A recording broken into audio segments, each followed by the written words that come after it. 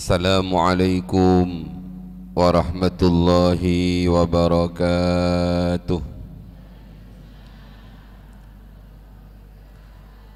Maulaya salli wa sallim daiman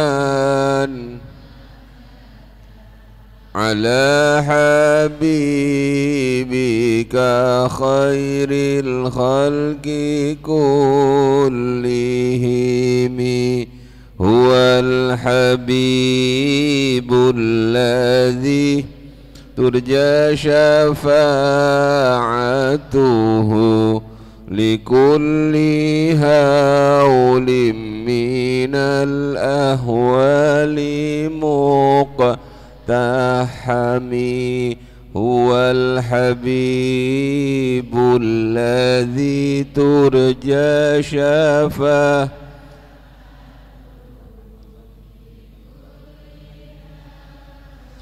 minal ahwali muqtahami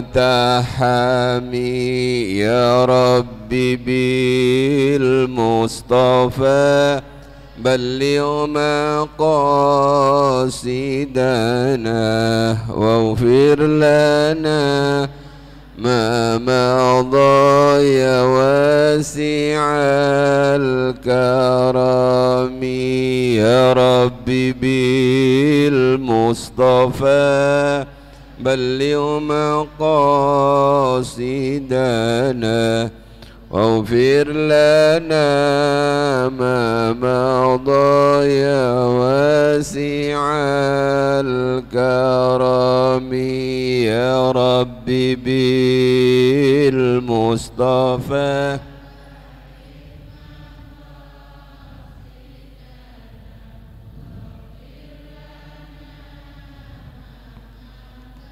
ya wasi'al karami.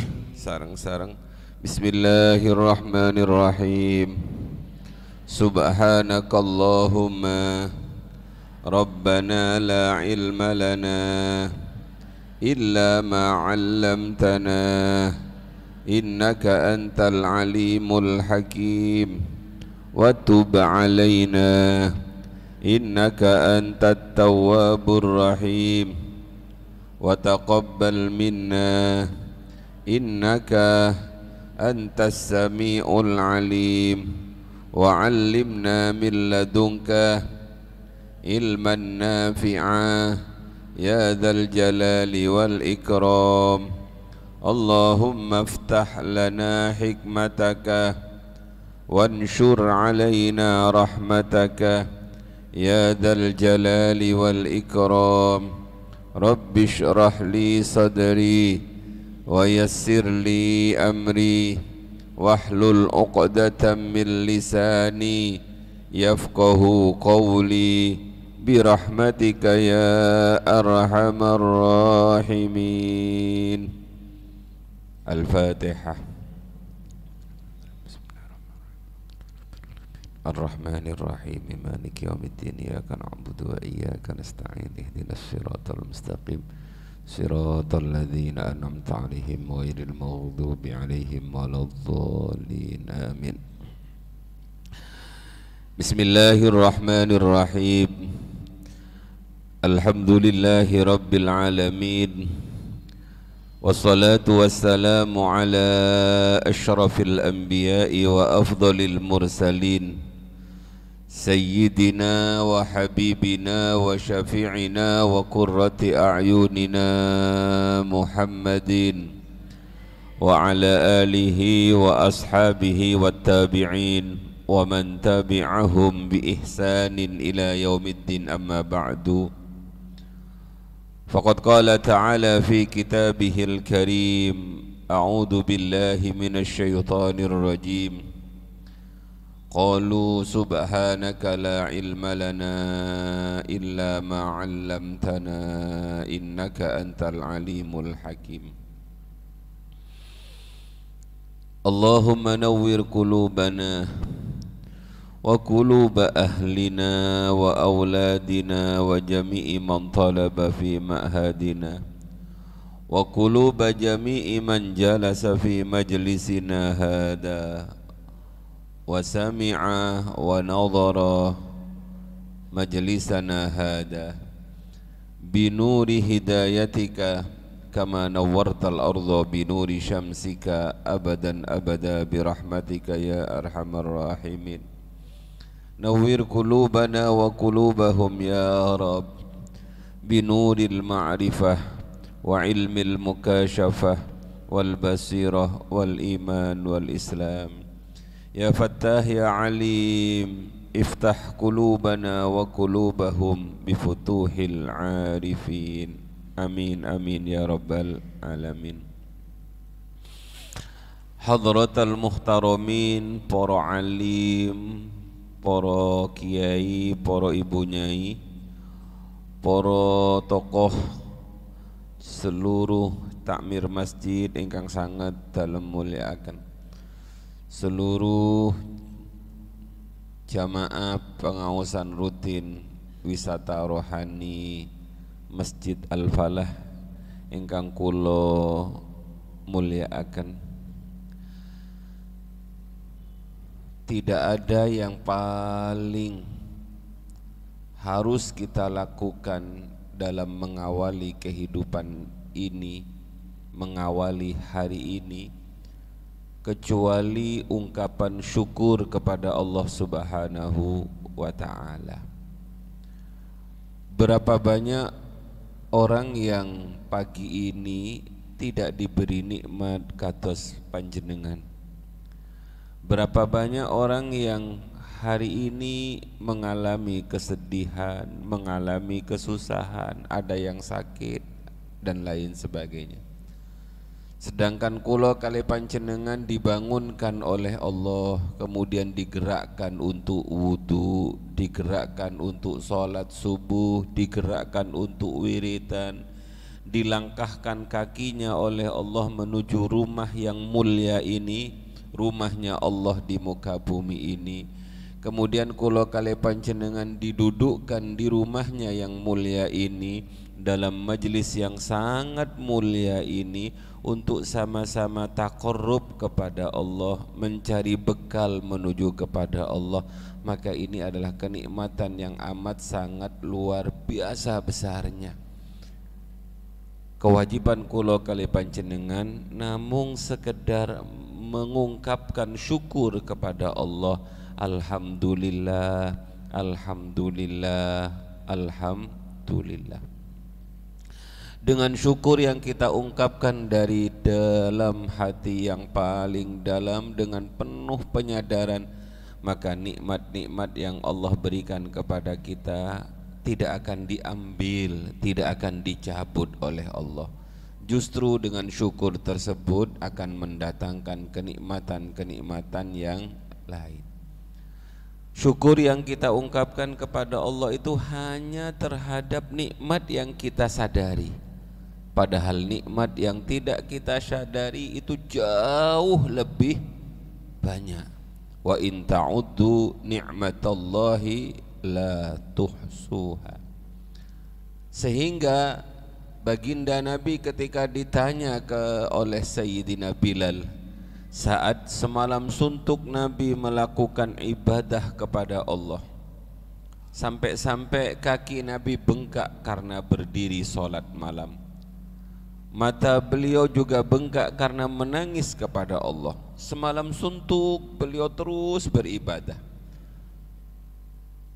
Sayyidina Bilal bertanya, ya Rasulullah, engkau kan orang yang sudah mulia, engkau kan orang yang sudah dijamin masuk surga, engkau adalah kekasihnya Allah, kenapa engkau masih beribadah sehebat ini, seberat ini? Baginda Rasul kemudian menatap Bilal dengan pandangan kasih sayang. Beliau kemudian berkata, sedikit tapi mari kita lakukan dalam kehidupan kita.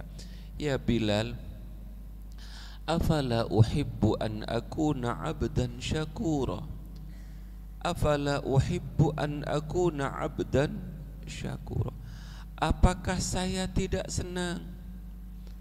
apakah saya tidak betul-betul berbangga diri, berbangga hati, karena Allah telah menjadikan saya sebagai hambanya yang pandai bersyukur. Jadi ibadah yang kita lakukan, apapun yang kita perbuat, itu salah satu adalah bentuk syukur kita kepada Allah Subhanahu wa ta'ala. Bapak-bapak, ibu-ibu, ada orang yang oleh Allah diringankan kakinya menuju ke tempat-tempat mulia. Ada orang yang oleh Allah diringankan telinganya untuk mendengar sesuatu yang mulia. Ada orang yang dimudahkan oleh Allah untuk mengucapkan kalimat-kalimat yang mulia. Ada orang yang oleh Allah dimudahkan untuk meninggalkan perkara-perkara yang tercela. Itu berarti orang itu dicintai oleh Allah Subhanahu wa ta'ala. Apa yang kita cari dalam kehidupan ini? Kalau kita sudah menemukan sesuatu yang dimiliki oleh baginda Nabi, yaitu dijadikan kita sebagai hamba yang pandai bersyukur kepada Allah. Bapak-bapak, ibu-ibu ingkang sangat kula mulyakaken, jangan dikira ketika kula kali panjenengan tidak bersyukur itu kemudian Allah siksa kita dengan siksa yang berat, dibuat miskin, dibuat sakit dan lain sebagainya. Salah satu cara Allah mengingatkan kita bahwa kita sudah mulai tidak bersyukur kepada Allah ketika dari hati kita dicabut nikmatnya beribadah. Na'udzubillah. Ketika dalam hati kita dicabut ringannya melangkah ke tempat-tempat yang baik, itu sebenarnya kita disiksa oleh Allah. Tapi kadang-kadang kita tidak paham kalau kita sedang disiksa oleh Allah akibat kita tidak mensyukuri nikmat-nikmat Allah. Salat subuh yang kita lakukan, kita mengawali sebagai bentuk bersyukur kepada Allah dan memohon agar selama sehari ini kita dalam bimbingan Allah Subhanahu wa ta'ala. Bapak-bapak, ibu-ibu, mari kita mulai ngaji kita. Jenengan sampun disukani materi nggih. Kula namung sekedar niru-niru Abah Jamal. Insyaallah tanggal 9 hari Kamis malam Jumat, haulipun Abah yang pertama di Tambak Beras. Jenengan yang longgar dalam mewakili keluarga ngaturi jenengan monggo sami-sami rawuh. Sebab haul niku paling tidak ada dua hal yang sangat indah dalam seseorang yang menghadiri haul. Pertama, orang yang menghadiri haulnya orang alim, orang yang menghadiri haulnya orang soleh, itu sebagai bentuk cintanya kepada yang dihauli. Kalau kinten tidak mungkin kalau kali panjenengan hadir haul sementara yang dihauli musuhnya. Mau. Tapi dengan ringan orang-orang datang kepada haulnya Mbah Sunan Bonang. Dengan ringan orang datang kepada haulnya Mbah Asmoro Kondi. Dengan ringan orang datang kepada haulnya poro wali kenging nopo, karena bentuk cinta kepada yang dihauli. Engkang nomor kalih, kita datang kepada orang yang dihauli niku ikut-ikut derek-derek tahlil, derek-derek kirim doa kepada orang yang dihauli. Sebab ketika kula kali panjenengan niku sampun berada di kuburan, orang yang berada di kuburan niku butuhnya kepada doa orang yang masih hidup niku sama seperti kula kali panjenengan butuh makan, butuh minum, bahkan lebih dari itu. Mbah-mbah kita yang sampun sumare niku sangat butuh doa kita, sangat butuh kita datangi. Makanya indahnya kulo kale panjenengan dibimbing oleh orang tua kita. Kalau malam Jumat dituntun ke makomnya mbah, dituntun ke makomnya ibu, ke makomnya tiang sepah, kemudian duduk di atasnya sambil berdoa. Insya Allah anak-anak yang seperti ini kelak ketika dia berada di dalam kubur, anak-anaknya akan mendatanginya sambil berdoa. Jangan berharap kita akan didatangi oleh anak kita, jangan berharap kita akan didoakan oleh anak kita, karena ketika kita hidup tidak pernah mendatangi kuburannya orang tua kita. Para rawuh monggo sareng-sareng. Bismillahirrahmanirrahim. Qala al-muallifu rahimahullahu ta'ala wa nafa'ana bihi wa bi'ulumihi wa amaddana bi asrarihi wa a'ada alaina bi barakatihi fid dharaini amin ya rabbal alamin. Hari ini kula kali panjenengan membahas tentang keinginan kita dan kehendak Allah Subhanahu wa ta'ala. Semua manusia dalam hidupnya niku pasti punya cita-cita. Semua orang dalam hidupnya niku pasti punya keinginan, pasti punya yang disebut dengan himmah. Himmah niku keinginan yang besar. Orang yang punya keinginan itu paling tidak kalau dia sudah memiliki keinginan pasti akan melakukan beberapa hal. Saat orang pingin kaya, maka pasti dia bekerja sungguh-sungguh, nabung sungguh-sungguh, kemudian berdoa, sholat duha, sholat duha. Kadang-kadang king nopo kok sholat duhanya 8 rakaat. Wah, sedang seret ini Mbak Yu. Jadi sholat duhanya bukan lillahi ta'ala tapi karena seret. Begitu enggak seret,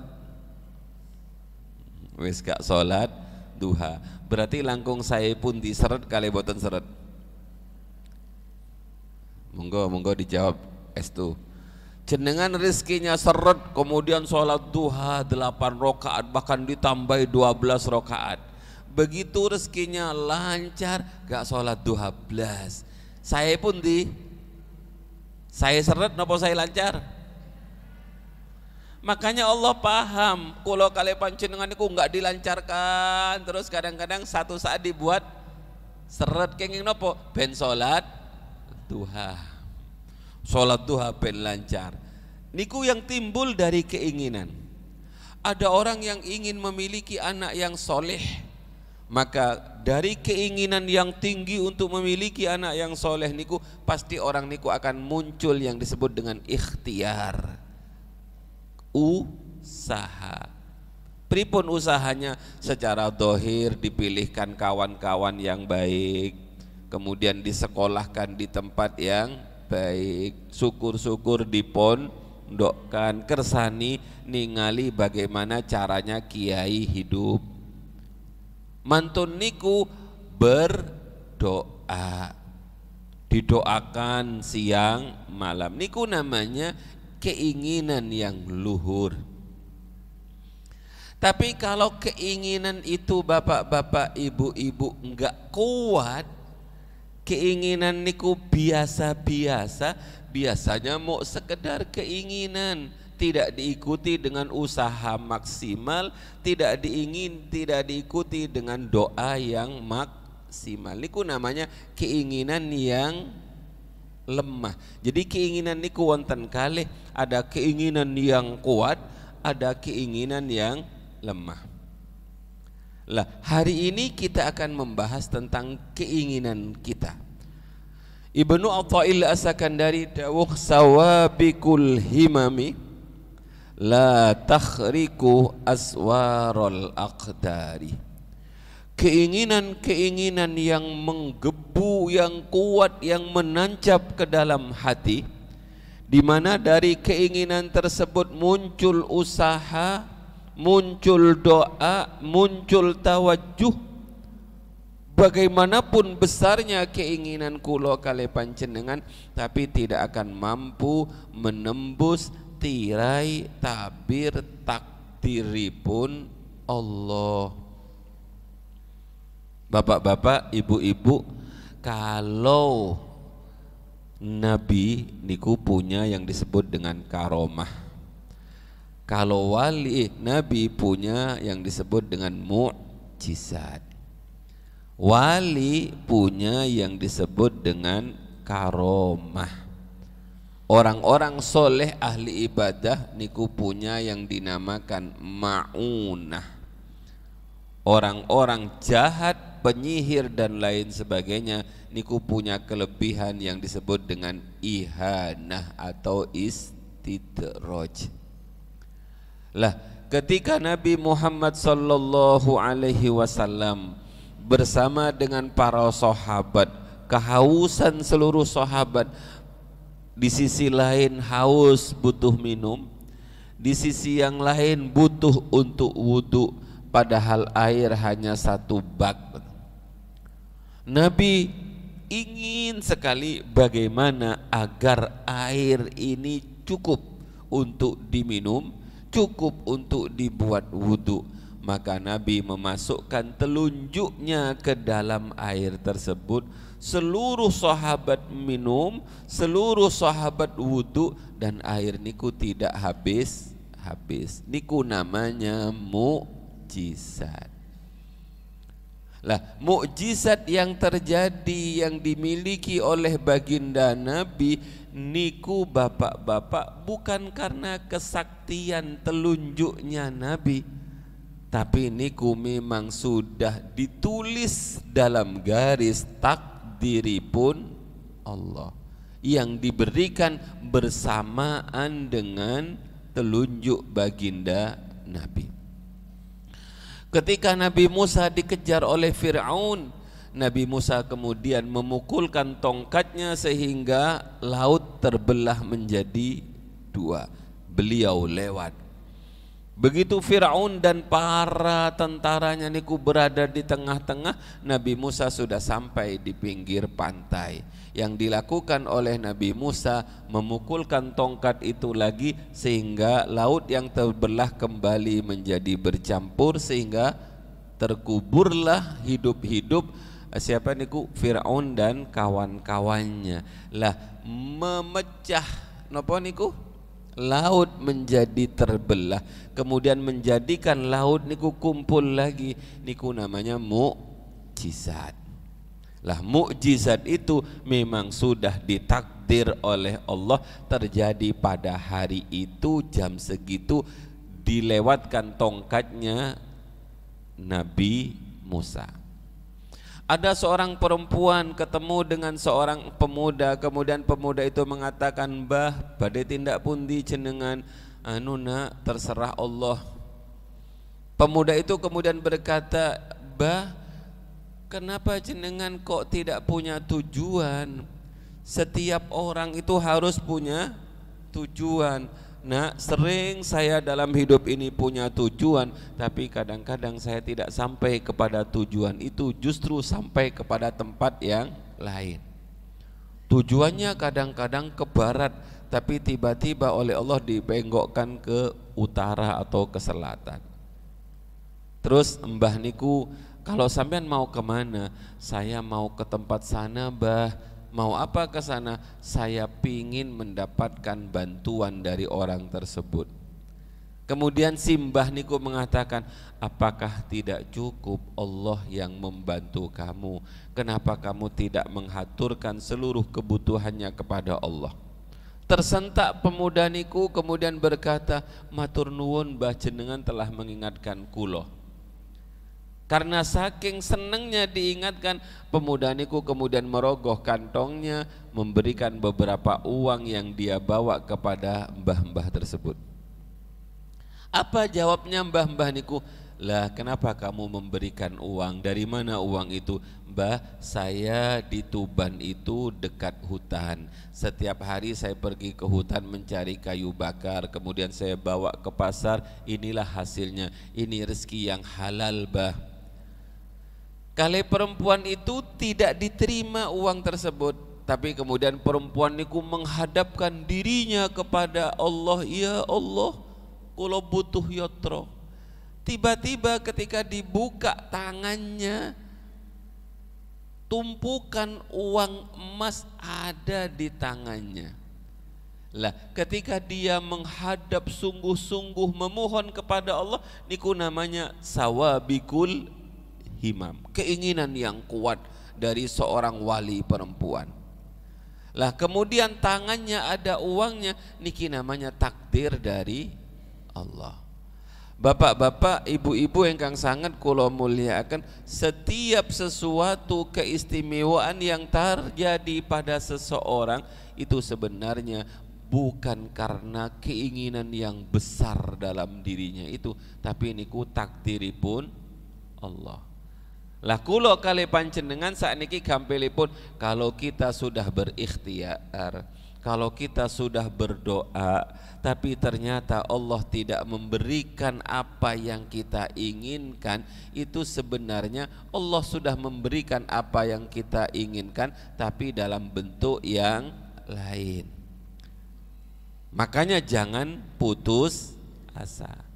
Tapi kalau kita sudah bersungguh-sungguh kemudian diberikan oleh Allah, jangan anggap itu karena kesungguhan kita, tapi karena takdiripun Allah Subhanahu wa ta'ala. Para rawuh ingkang sangat kula mulyakaken, niku yang disebut dengan sawabikul himami la tasriku aswarul aqdari. Para rawuh ingkang sangat kula mulyakaken, jadi intinipun ngeten, sebab-sebab yang dilakukan oleh kula kali panjenengan itulah yang dinilai oleh Allah, itulah yang diberi ganjaran oleh Allah.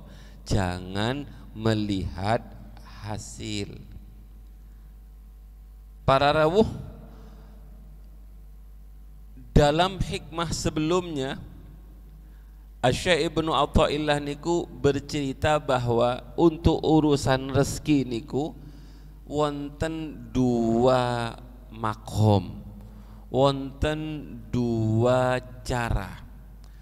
Ada orang yang mendapatkan rezeki niku tanpa bekerja, ada orang yang mendapatkan rezeki dengan bekerja. Jenengan kinten-kinten pingin yang mana?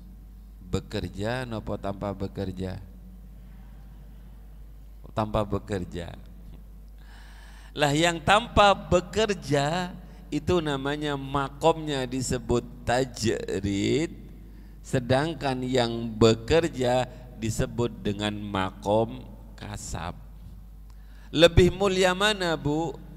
Mendapatkan rezeki dengan bekerja, mendapatkan rezeki tanpa bekerja? Wah, saestu tah. Lebih mulia yang bekerja ku, sami-sami mulianya. Coba abah kula Mbah Yai Jamal niku tidak bekerja di sawah, tidak berdagang di pasar, juga boten punya pabrik, tapi katos dikejar rezeki ngoten niku. Suatu saat umroh kali dalem, kulo ikut umroh abah kali istri kulo. Sesampai di Mekah niku makanan niku datang terus, bapak-bapak, pisang datang, jeruk datang, kentaki datang, pokoknya datang semua. Kulo katos napa niku penjaga pintu yang menerima sowannya santri-santri niku.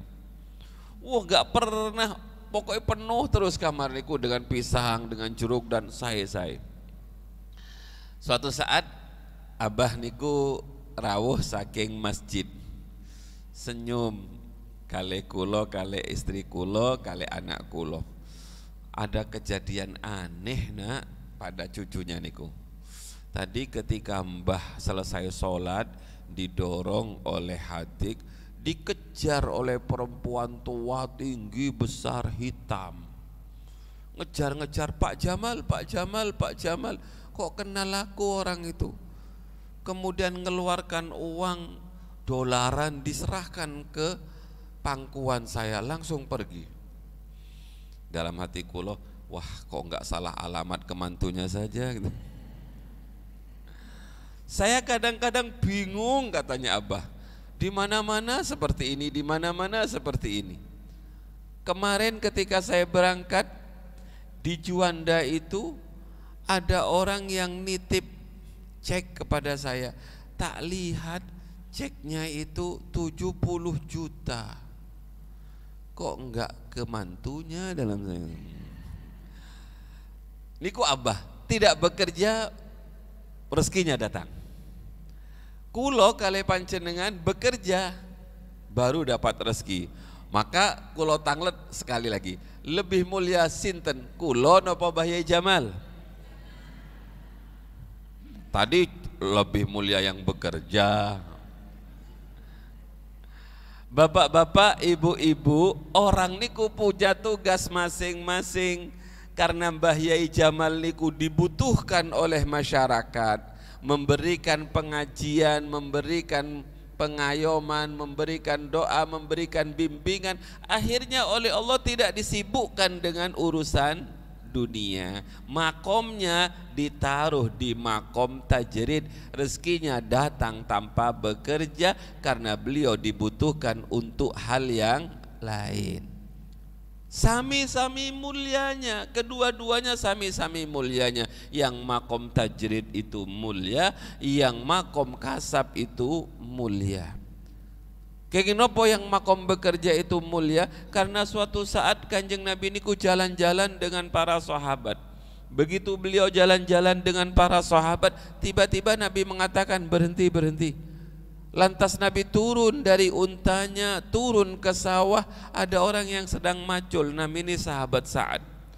Didatangi oleh Kanjeng Nabi, kemudian dicium tangannya oleh baginda Nabi. Naik lagi Kanjeng Nabi, kalau tangleteng jenengan. Biasanya dalam dunia persalaman, salam-salaman niku, yang mencium apa yang dicium yang mulia? Ayo jawab. Urusan niki lebih mulia mana? Yang mencium dengan yang dicium? Yang dicium. Lebih mulia sahabat dibandingkan Nabi. Tetap lebih mulia Nabi. Karena ini aneh, maka sahabat-sahabat niku tanglet, ya Rasulullah, apa mulianya orang yang di sawah itu sehingga panjenengan turun dari unta kemudian mencium orang tersebut? Apa jawab Kanjeng Nabi? Kamu enggak tahu ya, tangannya orang itu adalah tangannya ahli sorga. Kenapa ya Rasul? Karena tangannya kapalan. Kasar ngaten. Mantun niki jenengan wangsul, tangannya abai lari-lari, bapak lari dilus-lus.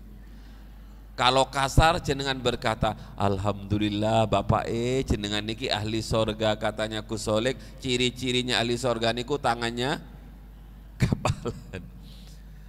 Tangannya kasar karena dia bekerja. Mulia sekali orang yang bekerja. Bahkan ada dawuh baginda Nabi, orang yang sehari-hari bekerja sehingga dia capek, malamnya dia kepayahan sehingga dia tidak tahajud, maka tidurnya itu dinilai tahajud. Mulia sekali orang yang bekerja. Jadi kalau ada pertanyaan, langkung saya pun di yang bekerja atau yang tidak bekerja, maka sama-sama mulianya. Masalahnya kadang-kadang orang niku pingin pindah. Karena dalam urusan rezeki ini kadang-kadang kalau kalian panjenengan niku rezekinya kan sudah dijatah masing-masing. Yang bermasalah dalam urusan rezeki karena sering melihat rezekinya orang lain. Yang bekerja berkata, seandainya saya tidak perlu bekerja sama seperti Pak Yai Jamal itu ya. Mbak-mbak kulo niku, mbak-mbak kulo niki cerita kehidupan yang nyata. Pernah suatu saat matur ngeten teng abah kulo, enaknya ya jadi adik, jadi kulo ngeten. Nopo gak perlu susah-susah bekerja. Oh enak. Abah nginep teng dalem kula 3 hari. Jarine sopo adikmu enak. Saya 3 hari di sana jarang ketemu adikmu. Pagi wis berangkat ngajar, nanti duhur ngajar lagi, asar ngaji lagi, maghrib ngaji dengan santri-santri, mantun isya berangkat pengajian sampai jam 3 kadang-kadang baru datang. Enak kan di matamu, tapi yang melakukan itu soro. Kalau mendengarkan Abah nuturi mbak kulo niku tersenyum kulo.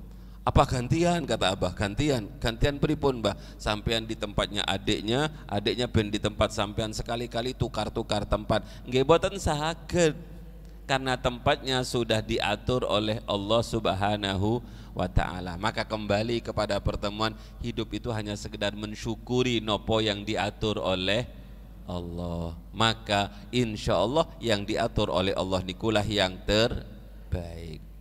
Punya keinginan saya, punya rencana saya, tapi semuanya harus dikembalikan kepada Allah Subhanahu wa ta'ala.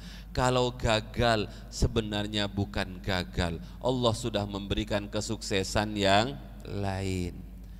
Kalau berhasil, jangan katakan hasil itu karena usaha kita, tapi hasil itu karena anugerah dari Allah Subhanahu wa ta'ala.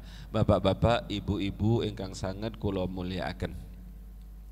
Suatu saat Nabi di depan para sahabat niku bercerita ngeten, sahabat-sahabatku, ada 2 orang. Yang pertama ahli ibadah, yang kedua ahli maksiat. Yang ahli ibadah niki Masya Allah, dia beramal dengan amal yang soleh, bagus sekali.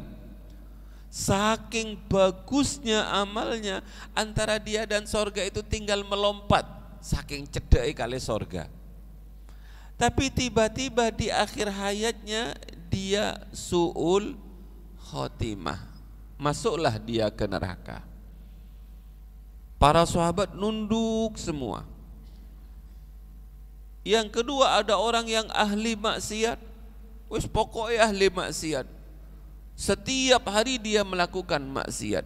Tapi takdir menulis lain, ketika dia menjelang hidup dia mendapatkan hidayah, kemudian bersyahadat dan mati dalam keadaan husnul khotimah.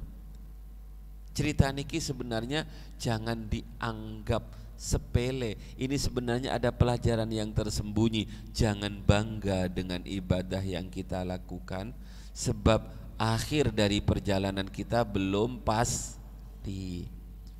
Jangan putus asa dari dosa yang kita perbuat, sebab bisa saja akhirnya menjadi baik. Sehingga Asy-Syaikh Ibnu Athaillah berkata dalam kitab Al-Hikamnya, ibadah kemudian membuat orang itu sombong. Ada dosa yang membuat orang itu merasa rendah. Maka yang lebih baik menurut Ibnu Athaillah, dosa yang berakhir dengan penyesalan dan menganggap dirinya rendah itu jauh lebih mulia dibandingkan ibadah yang berakhir dengan ketakabburan. Nabi Adam melakukan kesalahan, tapi kemudian beliau merasa menyesal sekali. Saking menyesalnya beliau enggak berani melihat ke atas, ndanga, malu kepada Allah. Yang keluar dari kata-katanya, Rabbana zalamna anfusana wa illam taghfir lana wa tarhamna lanakunanna minal khasirin. Rabbana zalamna, ya Allah Tuhan kami adalah orang yang menzalimi diri kami sendiri. Rabbana zalamna anfusana wa illam taghfir lana, kalau engkau tidak mengampuni kami, wa tarhamna, dan menyayangi kami, lanakunanna minal khasirin, maka kami pasti menjadi orang-orang yang rugi. Malu beliau kepada Allah, gak berani menatap ke langit.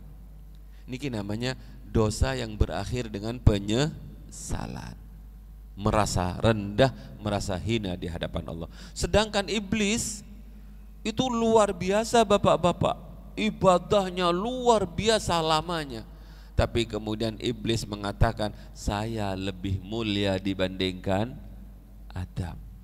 Jadi Kadang-kadang orang niku digelincirkan oleh Allah dalam dosa biar orang itu merasa dirinya hina. Lah, bapak-bapak, ibu-ibu, kalau kembalikan ke cerita tersebut. Begitu mendengar cerita kados ngoten niku, para sahabat berkata, "Oh ya Rasul, kalau begitu kita enggak perlu beramal." Kenapa? Karena semuanya menunggu takdir. Nopo jawabanipun baginda Nabi, "I'malu, beramallah kalian, sebab kita sama-sama tidak tahu takdir kita seperti apa." Tugas kita tidak menunggu takdir, tugas kita bukan ditakdir, tugas kita hanya sekedar beramal.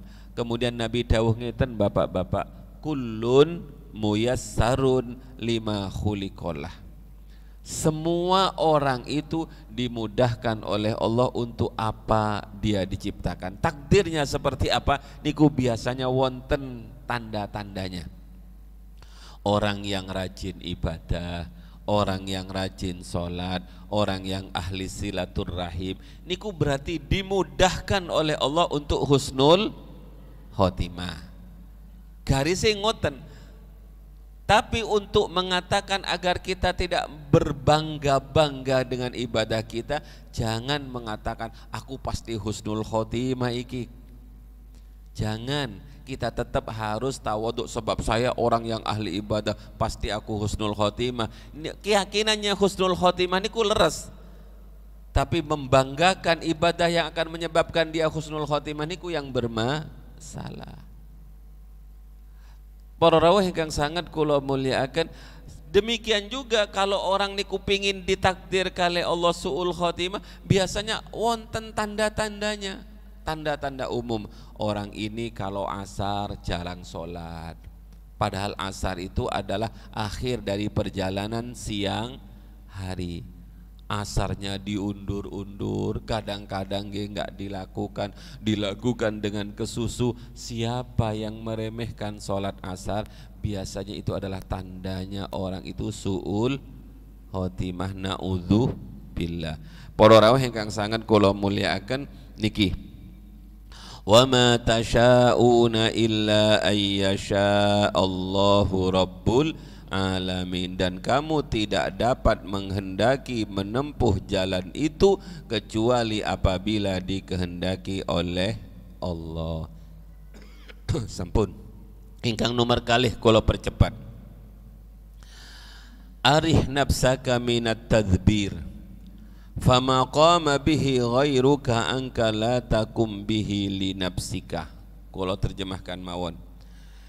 Arih nafsaka, istirahatkan dirimu, minat tadbir, dari sibuk mengatur urusanmu. Fama qama bihi ghairuka angka, fama qama bihi ghairuka angka, sesuatu yang sudah diatur oleh selainmu, yakni Allah terhadap dirimu, la takum li nafsika, maka kamu tidak bisa atau tidak perlu sibuk-sibuk ikut mengatur untuk dirimu. Jadi bapak-bapak, ibu-ibu ingkang sangat kula mulyakaken, kula awali dari ceritanipun Abah Jamal niku sowan kepada Mbah Yai Jalil. Ketika beliau sowan kepada gurunya Mbah Yai Jalil Telungagung, beliau niku sedang bangun pondok. Dawuhipun Abah Jamal niku, dulu ketika saya bangun pondok itu tak gambar nak, tak ngambil orang yang ahli gambar. Kemudian saya minta dihitungkan berapa biayanya. Nggih kados kula kali panjenengan nyewa arsitek niku lho bapak-bapak. Botonya habis sekian, kayunya habis sekian, kalau kayunya jati sekian, kalau meranti sekian, ini pasirnya habis sekian, total jenderal sekian. Wah, begitu sowan kepada Mbah Yai Jalil tanpa matur gambar niki, Mbah Yai Jalil langsung matur ngeten teng Mbah Yai Jamal. Pak Jamal, biasanya kalau manggil niku Pak Jamal.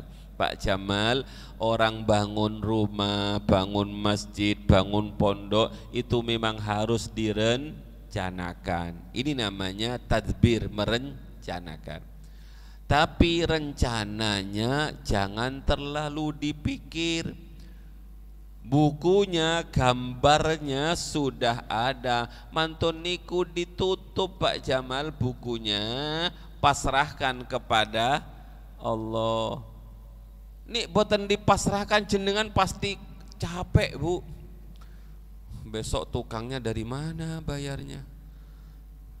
Padahal uang nggak megang dan lain sebagainya. Ngatur tetap boleh, tapi semuanya harus diserahkan kepada yang maha pengatur. Maka ada tadbir, ada tafwid. Aturlah, kemudian serahkanlah kepada yang maha pengatur.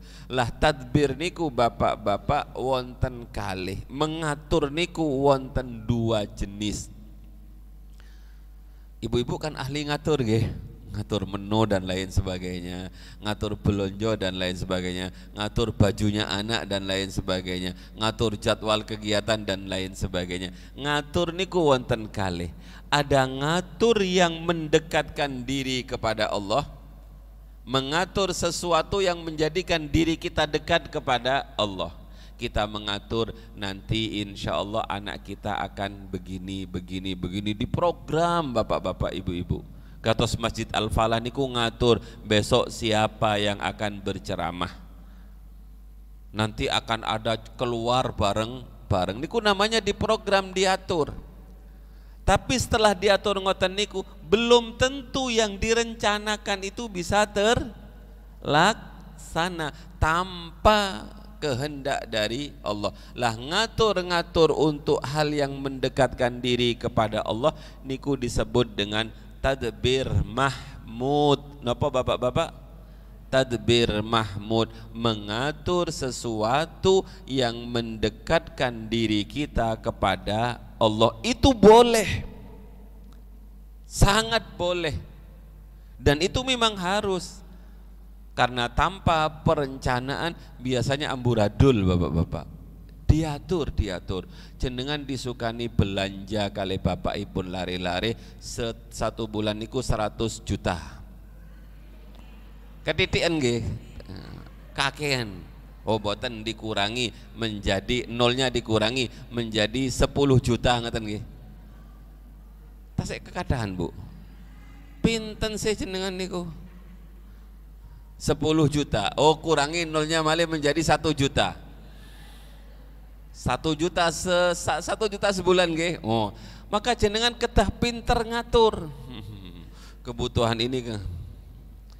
Nggih bapak-bapak nggih jangan kurang dari 1 juta dalam 1 bulan nggih, bingung mangke ngaturnya, secanggih-canggihnya ibu ngatur nggih kalau sak monten nggih. Lah bapak-bapak ibu-ibu ngatur ngoten niku terpuji.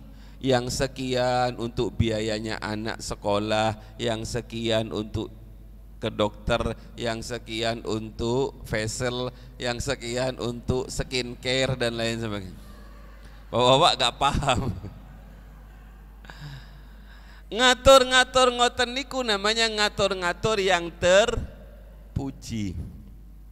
Tapi wonten ngatur niku yang tercela. Ngatur nopo? Nanti kalau sudah gajian aku ambek abai bapak arek ambek arek tak ngelencer nang Bali, jemur di pinggir pantai, ketemu ambek artis toleh kanan toleh kiri. Niki namanya ngatur mazmum, ngatur sesuatu yang menjadikan dirinya jauh dari Allah. Ngatur sesuatu dengan pengaturan tersebut kita terhijab, terdinding dari Allah. Niku namanya ngaturnya ngatur madmum. Lah kita oleh Allah istirahatkan dari mengatur sesuatu yang tercela. Jangan sampai kita mengatur sesuatu yang tercela. Juga kita didhawuhi kali Ibnu Athaillah, istirahatkan dirimu dari mengatur sesuatu yang baik, lantas kamu terus percaya pada aturanmu. Cukup ngatur, habis itu pasrahkan kepada Allah Subhanahu wa ta'ala. Jangankan kulo kali panjenengan, Nabi juga ngatur kok Bu. Nabi niku ahli ngatur. Jenengan yang pernah umroh niku jenengan kadang-kadang oleh travel niku diajak ke Uhud, ke bukit Uhud. Wonten cerita ketika dalam peperangan Uhud niku Nabi yang ahli strategi niku ngatur. Kamu pasukan saya pasukan berkuda pakai pedang di bawah. Kalian yang punya panah, pemanah-pemanah ulung itu di atas bukit yang disebut dengan bukit Uhud. Nabi berpesan apapun yang terjadi di bawah, kalah atau menang, yang di atas tetap harus di atas, sebab kalian adalah benteng terakhir kami, kata Kanjeng Nabi. Niku namanya Nabi sedang mengatur strategi. Urusan menang atau tidak itu bukan urusan Kanjeng Nabi. Apa yang terjadi bapak-bapak? Yang ngatur Kanjeng Nabi, yang turun berperang Kanjeng Nabi. Begitu perang berkecamuk, menang kita. Pasukan muslim niku mampu memukul mundur pasukan kafir. Orang-orang kafir cerai berai, kalah lari tunggang langgang, banyak yang meninggal. Lah yang di atas niku tenguk-tenguk bapak-bapak. Tenguk-tenguk bahasa Jombang niku. Gak ada pekerjaan. Maka terjadi perdebatan yang di atas bukit niku. Kata yang satu, ngapain awak-awakan di sini? Ngapain kita di sini terus? Wong sudah menang. Kalau kita di sini terus, kita nggak kebagian rampasan perang nanti. Ayo turun. Itu banyak pedang yang ditinggalkan, itu ada kuda yang ditinggalkan. Ayo kita memunguti peninggalannya orang kafir. Yang lain bilang, hehehe, ingat. Nabi dawuh apapun yang terjadi di bawah jangan tinggalkan ini. Di atas niku debat, yang satu pakai otak, yang satu pakai hati. Yang hatinya, yang pakai hati, sami'na wa ata'na pada Kanjeng Nabi. Sedangkan kebanyakan yang lain niku pakai otaknya. Itu perintah Kanjeng Nabi kan, kalau kita sudah jelas-jelas menang kok, ngapain kita di sini terus? Turun sebagian besar bapak-bapak, hanya tinggal sedikit yang di atas. Khalid bin Walid yang waktu itu belum masuk Islam memutar lewat belakang gunung, naik ke atas gunung, membunuhi orang-orang yang tersisa di atas gunung. Sehingga dengan leluasanya Khalid bin Walid dan tentara pemanahnya memanahi para sahabat Nabi yang ada di bawah. Kalah kita pada perang Uhud. Yang ngatur Nabi, yang ikut perang Nabi, yang berperang juga karena membela agamanya Allah, kok kalah? Nggih memang aturanipun Nabi niku belum menjamin menang, sebab kita hanya diutus untuk ngatur. Selain itu pasrahkan kepada Zat yang Maha Pengatur. Sehingga Nabi waktu itu bapak-bapak ngapunten, Nabi niku sampai melarikan diri, bukan melarikan diri, menyelamatkan diri ke sebuah gunung. Lah gunung inilah yang melindungi Kanjeng Nabi dari kejaran orang kafir. Sehingga Nabi berkata kepada gunung itu, saya mencintai Uhud, gunung Uhud mencintai saya.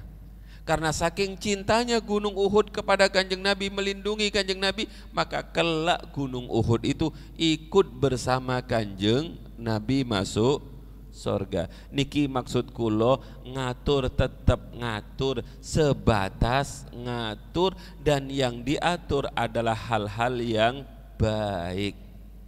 Habis ngatur jangan terlalu ikut campur urusan hasil. Pasrahkan kepada Allah Subhanahu wa ta'ala, sehingga kita tenang beribadah. Nih keterusan ibu-ibu ngatur semua, jodohnya anaknya diatur. Nggih boten mau jenengan cukup rencana mawon nggih Bu. Anak saya carikan, wis pokoknya suaminya asal-asalan sajalah. Nah, kamu tak carikan suami yang asal-asalan. Anaknya bingung, kok asal-asalan sih Bu? Pokoknya sing asal-asalan, asal sugih, asal pinter, asal loman, asal ganteng. Oh, nggih cocok Bu, ngeten. Asal-asalan.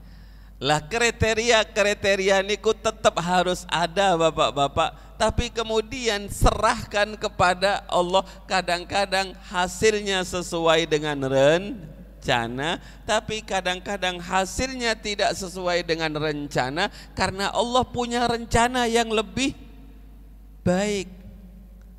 Menurut kita enggak baik, tapi menurut Allah amat sangat baik. Direncanakan dinikahkan dengan fulan, tapi ternyata oleh Allah dipilihkan Ahmad karena Ahmad jauh lebih baik menurut Allah dibandingkan fulan. Nek jenengan terlalu ikut ngatur sampai ngatur takdir, wah jenengan stroke Bapak-bapak.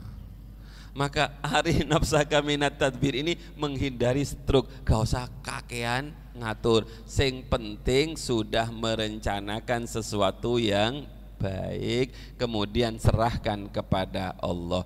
Jangan Bapak-bapak menyerahkan sebelum ngatur, sebab ngatur niku berpahala. Tapi ampun keterusan ngatur sehingga kayak-kayaknya menjadi wakilipun Allah Subhanahu wa ta'ala. Kalau sudah seperti itu mangke bingung kula kali panjenengan. Para rawuh ingkang sanget kula mulyakaken, kula ulangi bahwa tadbir niku merencanakan, tapi ada zat yang maha menentukan, Allah Subhanahu wa ta'ala. Mekaten ingkang saged dalem sampai akan nyuwun agungipun pangapunten, mugi-mugi Allah Subhanahu wa ta'ala pasti memberikan yang terbaik kepada kita. Sederhananya, seperti apa kedudukan kita di hadapan Allah tergantung seperti apa kita mendudukkan Allah dalam hati kita. Kula ulangi, seperti apa derajat kula kali panjenengan kelak di hadapan Allah, kita bisa melihat Allah kita tempatkan dalam hati seperti apa. Apakah Allah menjadi yang utama? Apakah Allah hanya gawe tambal? Butuh. Kalau butuh nang Allah, kalau gak butuh nang pantai. Kalau butuh sejadah, kalau gak butuh sejadahnya dilipat. Sejauh apa kita butuh kepada Allah, itulah kedudukan kita di hadapan Allah. Rabbi fanfa'na bi barakatihim wahdinal husna bi hurmatihim wa amit fi tariqatihim wa mu'afatihim minal fitani fa'na bi barakatihim wahdinal husna bi hurmatihim nafi tariqatihim wa mu'afati minal fitani. Bismillahirrahmanirrahim. Allahumma inni astaudi'uka ma 'allamtanihi fardudhu ilayya inda hajati ilayhi wa la tunsinihi ya rabbal alamin. Bismillahirrahmanirrahim. Allahumma salli wa sallim wa barik ala Sayyidina Muhammad wa ala ali Sayyidina Muhammad walhamdulillahi rabbil alamin. Ya Allah, matur nuwun atas segala nikmat yang panjenengan berikan kepada kami, kepada kedua orang tua kami, kepada seluruh keluarga kami. Ya Allah, tetapkan iman kami, tetapkan iman kami, tetapkan keislaman kami. Ya Allah, takdir kami sedoyonipun menjadi tiang-tiang ingkang husnul khotimah, husnul khotimah, husnul khotimah. Allahumma a'inna ala dzikrika wa syukrika wa husni ibadatik.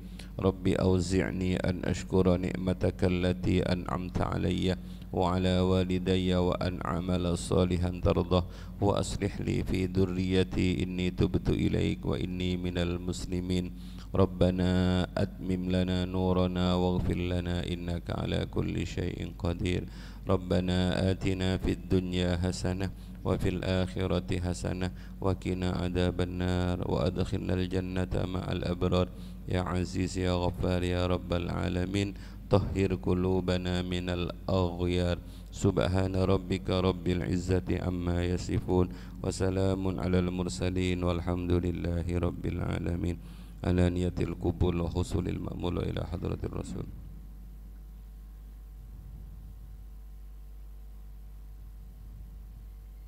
Al-Fatihah. A'udzu billahi minasyaitonir rajim. Alhamdulillahi rabbil alamin arrahmanir rahim maliki yaumiddin iyyaka na'budu wa nasta'in ihdinas mustaqim. Nyuwun agungipun pangapunten. Wassalamualaikum warahmatullahi wabarakatuh.